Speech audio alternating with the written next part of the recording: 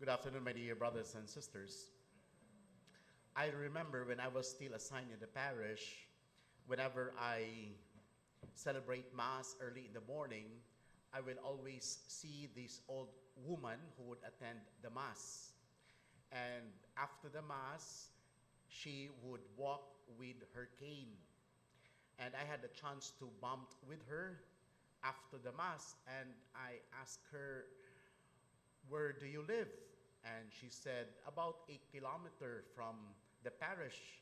And she has to walk from her house to the parish. And because she was so weak and she was so old, I told her, maybe you can go to Mass on Sundays, not every day.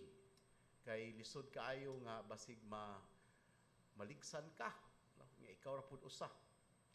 And she looked at me and she said, "I have to attend the Mass daily, Father, because the Mass gives me strength. The Mass is my spiritual vitamins." Case closed. That old woman taught me a lesson.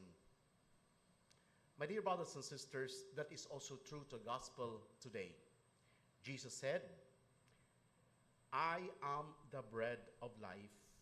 Whoever eats this bread and drink his cup will have life eternal." Your ancestors ate manna in the desert, but they died. In every Mass that we attend, there is a grace that we have received. It is easy whenever we think of ayuda because it is something very tangible. But when we talk about Mass, there is grace that we received. Even without being conscious of it, whenever we go home, there is a take-home grace that goes with us. And what is that grace? These graces that we have received maybe are not sensible to the eyes. Maybe these graces are peace of mind, assuring us that whatever problems we encounter, God is with us. Graces such as peace, graces such as love, graces such as humility, forgiveness, and maybe peace that we are looking for. And like the old woman that I shared, it is her spiritual vitamins. It is what keeps her going.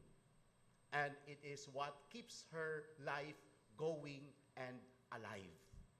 And so, if there would be parts of our life that is already dead, it is the grace of the Mass that sustains us. For instance, kana expression sa Binisaya, "Sus, Pader, patay naman ni ang among relasyon sa akong bana o asawa."